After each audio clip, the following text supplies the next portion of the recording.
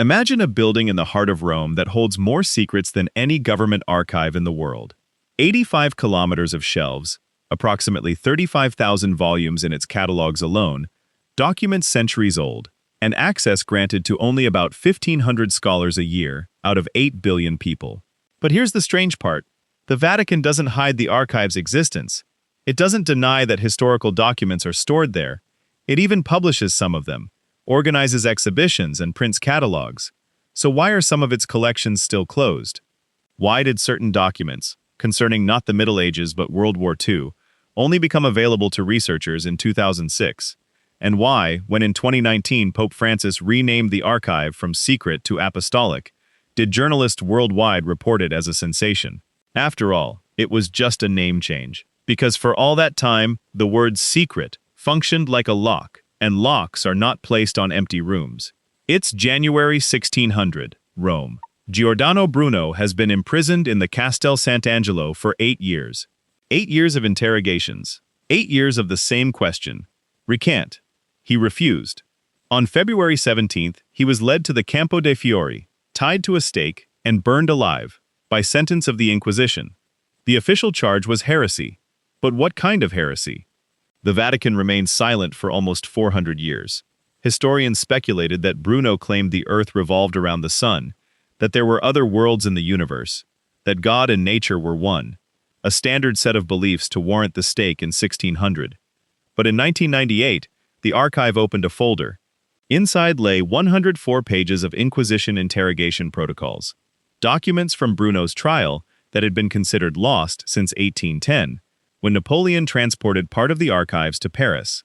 The scholar Luigi Firpo, who dedicated decades to studying Bruno, died in 1989, 9 years before these documents became available. He never learned the exact reason his hero was burned. When historian Antonina Pozza finally examined the protocols, something unexpected came to light. Among the accusations were the denial of the Trinity, doubts about the Immaculate Conception, and magical practices. Heliocentrism was almost at the bottom of the list. Bruno was not burned for science. He was burned for questioning the very structure of the Church's authority over truth. Do you understand the difference? This was not a dispute between physicists and theologians. This was a verdict against a man who dared to say aloud, "You are not the sole source of knowledge about the world." And here's the bitter truth. This very verdict, these very protocols, lay hidden in the archive for almost 4 centuries, not because they contained dangerous physics, but because they contained a dangerous idea. You can hide not only a fact, but also the reason behind it. Now the question is, if the archive remained silent for 400 years on Bruno's case, how many other reasons still lie on those 85 kilometers of shelves? It's March 1054, Constantinople. The Hagia Sophia is packed with people. Cardinal Humbert of Silva Candida enters the cathedral during the liturgy, approaches the main altar, and places a papal bull upon it. This document excommunicated Patriarch Michael Cerularius of Constantinople from the church. Humbert turned and left. 3 days later, Cerularius, in turn, excommunicated Humbert. Thus, over a dispute about whether to add a single word, filioque, to the creed, the Christian world split into Catholics and Orthodox, a schism that has not been overcome to this day, nearly 970 years later. Humbert's bull was considered a document of absolute papal authority before 1054, unassailable, sacred. Then, in 1440, something inconvenient came to light. The historian and philologist Lorenzo Valla, who himself narrowly escaped being burned later, proved that the main document on which the Pope's secular power over half of Europe rested, the donation of Constantine, was a crude forgery. It contained anachronisms in its Latin and mentioned objects that did not exist in the 4th century. Popes had ruled the lands of central Italy, France, and parts of Germany, based on a fake. This document had been stored in the archive for centuries. Valla wrote a treatise about it. He was immediately summoned before the Inquisition. He was saved only because he worked for King Alfonso of Naples, a political rival of the Pope. Politics proved stronger than truth. The Vatican officially acknowledged the falsity of the donation of Constantine only in the 19th century, 1,000 years after the supposed event. It acknowledged it quietly, without apology, and without returning territories. And now, the most bitter part. Valla was eventually pardoned, received a position at the papal court, and died as a papal secretary. The man who exposed the greatest deception of the Middle Ages ended up working for those he exposed. History has a way of absorbing its own truth-tellers. If you're intrigued by how deep this rabbit hole goes, consider subscribing to Buried Worlds. It helps the channel more than you might imagine. And let us know in the comments what city you're watching from. It's interesting to understand where people who care about what really happened in history are watching from. Because the next thing stored within those walls concerns not only Europe. It's 1929. Istanbul, Topkapi Palace. German theologian and historian Gustav Adolf Deissmann is sifting through dusty, long untouched library collections, piled in disarray after the collapse of the Ottoman Empire. In one of the folders, he finds a map, drawn on gazelle parchment, measuring approximately 90 by 65 centimeters. The date in the corner, 919 AH, which is 1513 AD by the European calendar. The author signed it himself, Haji Muhyiddin Piri, known as Piri Reis, an Ottoman admiral and cartographer, a man who had never been south of the Mediterranean Sea. Deissmann looked at the map and couldn't comprehend what he was seeing. It depicted Europe, Africa, the Atlantic, all accurate, all in place. But beyond that, where by all accounts of 1513 there should have been the edge of the world, or simply emptiness, a southern continent was drawn, with mountain ranges, rivers, and a coastline. Antarctica was officially discovered in 1820, 307 years after Piri Reis drew it on his map. This is impossible. Piri Reis himself honestly noted on the map, "I did not draw this myself. I compiled it.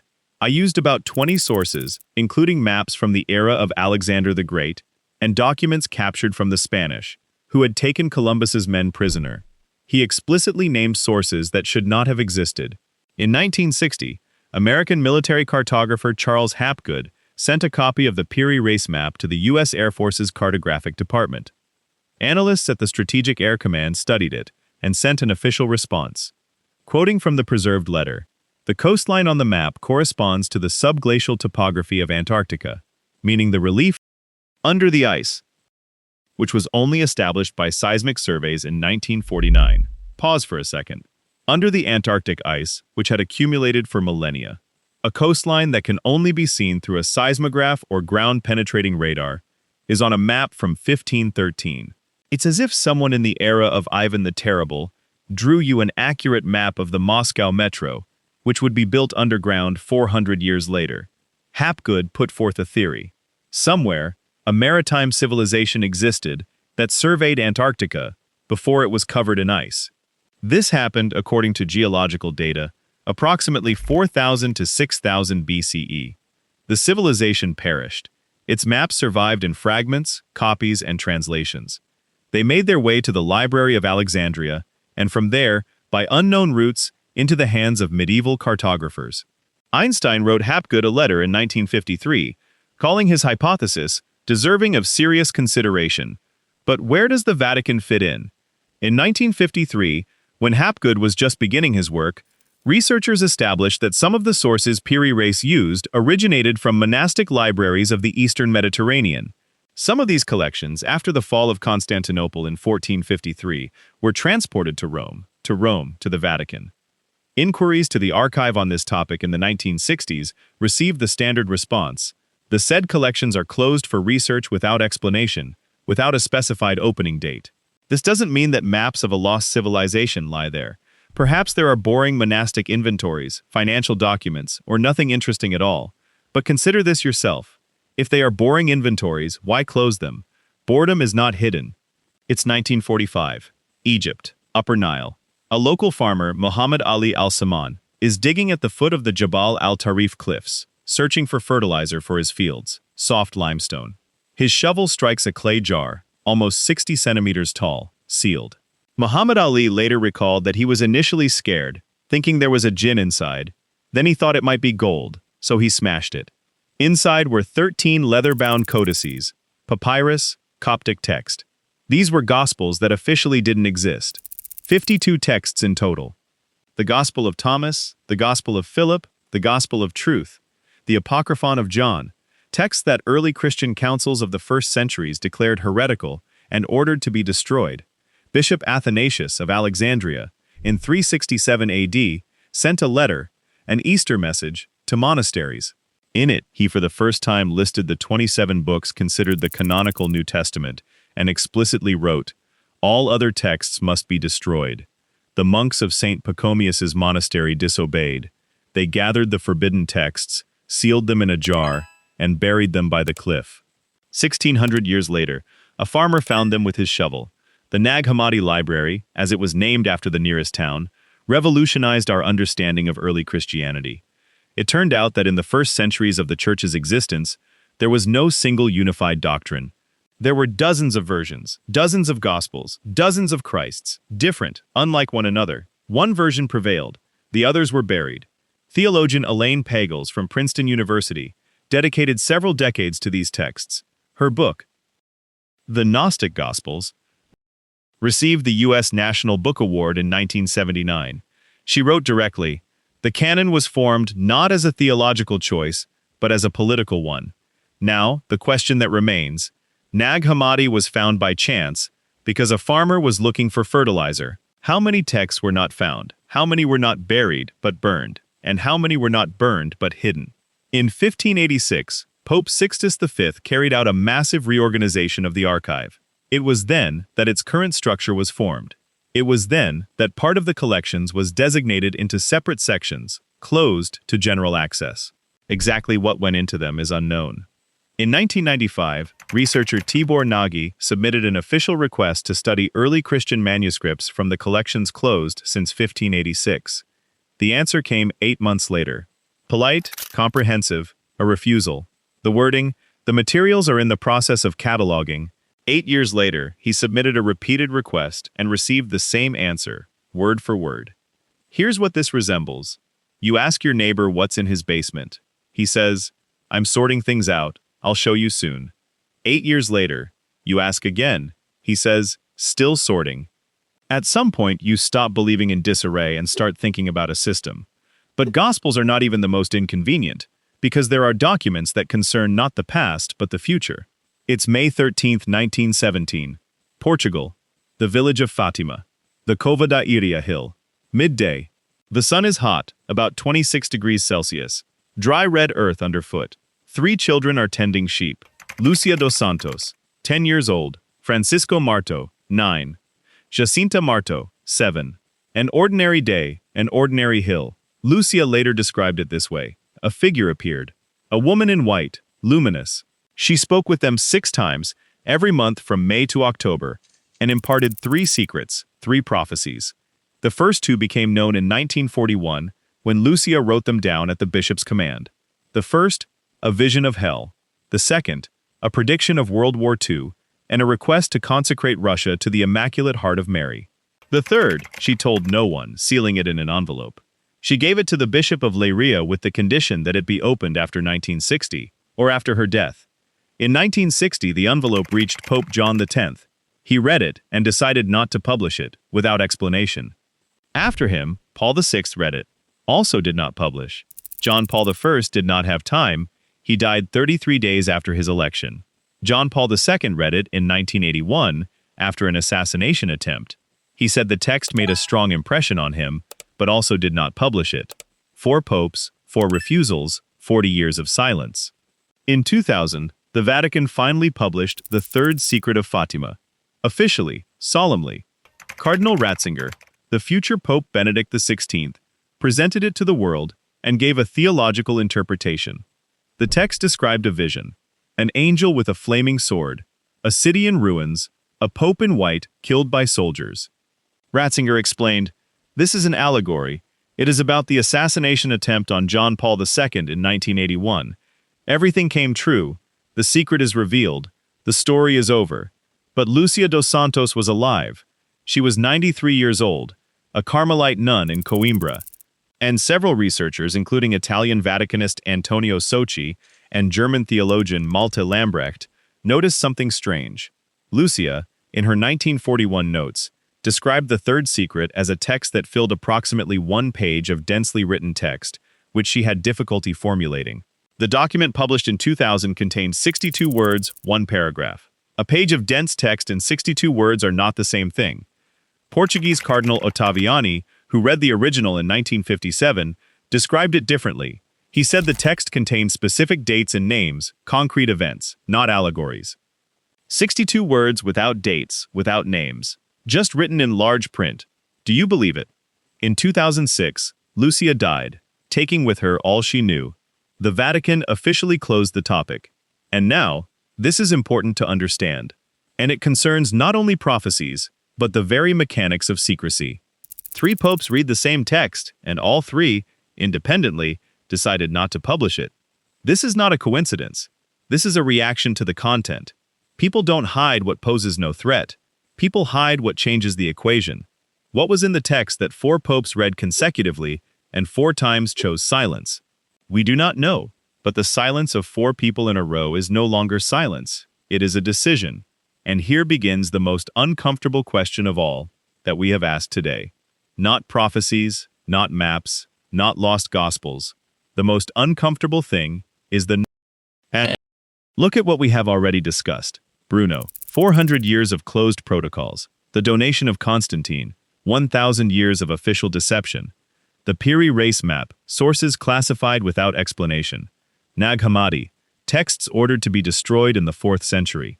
Fatima, 40 years of silence from 4 popes in a row. These are not isolated incidents. This is a signature. In 1881, Pope Leo X opened the archive to external researchers for the first time in history. Before that, for almost 1,000 years, no one was allowed in. Absolutely no one. Not a single person from outside. Think about that scale. 1,000 years of absolute secrecy. When the archive was finally opened, scholars gained access to documents up to approximately the 15th century. Later collections remained closed. Then the boundary was moved slowly, reluctantly, in parts. In 2006, materials from Pius XI were opened, documents from 1922 to 1939. In 2020, the archives of Pius XII, covering the World War II period, were opened. Each opening was presented as a gesture of goodwill, as progress. But historians have calculated that at the current pace, the full opening of all collections, if it ever happens, will take at least another 200 years. 200 years. All the people watching this video now will be long gone.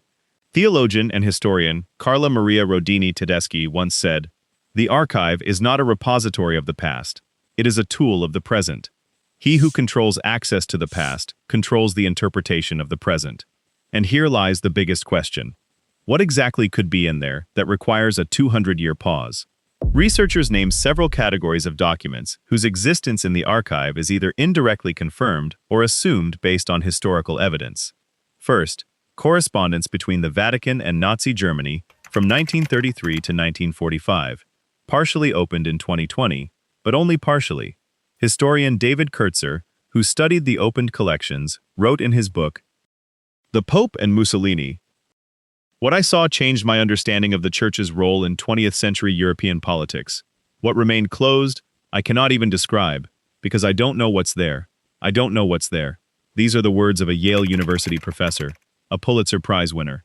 Second, documents about the Crusades. Not the celebratory chronicles, but administrative financial orders and reports. Historians who gained partial access noted, the real economy and mechanics of the Crusades differ strikingly from the official version in school textbooks. Third, and this is the most controversial, a number of medieval chronicles mention documents concerning the origin of the main monotheistic religions, sources predating canonical texts. Babylonian, Sumerian, Egyptian. Traces of these documents are lost in the Library of Alexandria, and part of Alexandria's collections, according to several historians from the 1st to 5th centuries, was transferred to Rome before its final destruction. This does not mean that Sumerian tablets with instructions for creating monotheism lie in the Vatican, but it does mean that a chain exists, and that it breaks precisely where the closed section of the archive begins. One end of the chain is in Babylon, the other behind a door to which you have no key. There is also a fourth point, spoken of most quietly. In 1867, British researcher Henry Rawlinson deciphered cuneiform and revealed Sumerian texts to the world, including the Enuma Elish, the Babylonian epic of creation, written 1,000 years before the book of Genesis. The parallels with the biblical text, structural, plot-based, sometimes verbatim, were so obvious that the Vatican was forced to react. It reacted cautiously, acknowledging the parallels, explaining them by a common cultural context. But here's what's interesting. It was in the 1870s, immediately after Rawlinson's discoveries, that another internal reorganization was carried out in the archive. Part of the collections was transferred to a special storage regime. A coincidence, perhaps. History is full of coincidences, but coincidences do not keep archives closed for 200 years. And now, finally, what unites everything we have discussed today. Bruno was burned not for facts, but for the idea that truth does not belong to a single institution. The donation of Constantine was kept in the archive because it was an instrument of power, of controlled ignorance. The Piri race map points to sources that contradict our chronology of civilization. The Nag Hammadi Gospels show that the canon is a political choice, not a theological one. Fatima demonstrates that even within the institution itself, 4 people consecutively chose silence over truth. All of these are parts of one answer to one question. Not what is stored in the archive, but what is it being stored? Knowledge is power. This is not a metaphor. It is literally true. Whoever decides what is considered truth decides how the world is structured, which wars were just, which religions are true, which civilizations existed, which prophecies came true. The archive is not a museum. It is a lever. And as long as the lever is closed, we don't know what reality it is holding in place. Perhaps opening the archive will change nothing. Perhaps there really are boring inventories and financial reports. Perhaps the entire mystery is in our imagination, which fills the void with something more terrifying than any fact. But what is certain is this: an empty space is not guarded by armed Swiss guards. Boredom is not locked away for 200 years, and people are not burned for inventories. Somewhere beyond those doors lie answers to questions we haven't yet learned to ask correctly. And the most unsettling thing is not that we don't know them, but that someone does know and has been silent for 1,000 years. If this deep dive into hidden histories resonates with you, subscribe to Buried Worlds so you don't miss our next episode. We'll be exploring another place where history remains silent, but not in Rome. Next time, it's about a library that burned, but perhaps not entirely, and what was saved before the flames: Alexandria. And finally, one question I leave you with today. If the archive were open tomorrow, what would you most fear to find there, or not to find? Let us know in the comments. I read every one.